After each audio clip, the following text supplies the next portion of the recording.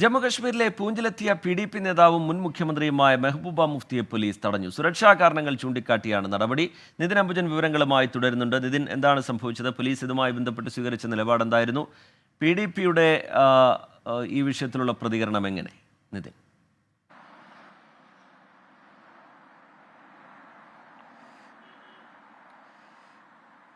റിജിത്ത്, കഴിഞ്ഞ ഏതാനും ദിവസങ്ങളായി തന്നെ പൂഞ്ചിലെ രജൌരി അടക്കമുള്ള മേഖലകളെല്ലാം തന്നെ സുരക്ഷാ സേനയുടെ ഭാഗത്തും തെരച്ചിൽ ശക്തമാക്കി വരികയായിരുന്നു. മാത്രമല്ല, ഈ ഭീകരാക്രമണം നടന്ന സ്ഥലത്താണ് PDP നേതാവ് മെഹബൂബ മുഫ്തി സന്ദർശിച്ചത്. ഈ സന്ദർശനമാണ് പോലീസ് തടഞ്ഞത്. സുരക്ഷാ കാരണങ്ങൾ ചൂണ്ടിക്കാട്ടിയാണ് തടഞ്ഞിരിക്കുന്നത്. അതേസമയം തന്നെ ആ മേഖലയിൽ കുത്തിയിരുന്നുകൊണ്ട് മെഹബൂബ മുഫ്തി പ്രതിഷേധിക്കുകയായിരുന്നു. നേരത്തെ BJP നേതാക്കളും അതോടൊപ്പം തന്നെ മറ്റ് നേതാക്കളടക്കം വന്നപ്പോൾ പോലീസ് തടയുന്ന നടപടി സ്വീകരിച്ചില്ല. പക്ഷേ താൻ വരുമ്പോൾ തടയുന്ന നിലപാടാണ് സ്വീകരിച്ചിരിക്കുന്നത്. തനിക്ക് അവിടെയുള്ള കുടുംബാംഗങ്ങളുമായി കാണണം. മാത്രമല്ല, നേരത്തെ തന്നെ 3 യുവാക്കൾ ദുരൂഹ സാഹചര്യത്തിൽ കൊല്ലപ്പെട്ടിരുന്നു. അവരുടെ കുടുംബാംഗങ്ങളെ കാണണമെന്നൊരു ആവശ്യമാണ് മെഹബൂബ മുഫ്തി അറിയിച്ചിരിക്കുന്നത്. എന്തായാലും ഇപ്പോൾ പോലീസ് ഈ മേഖലയിൽ മെഹബൂബ മുഫ്തിയെ തടഞ്ഞിരിക്കുകയാണ്.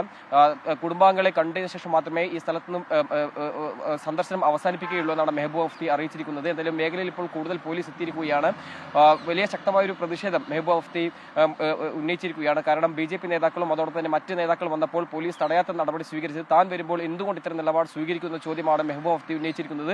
പൂഞ്ചിലെ DKS മേഖലയിലാണ് ഇപ്പോൾ ഈ നാടകീയ സംഭവം അരങ്ങേറുന്നത്. ശരി, നിതിൻ അംബുജൻ വിവരങ്ങൾ നൽകുകയായിരുന്നു.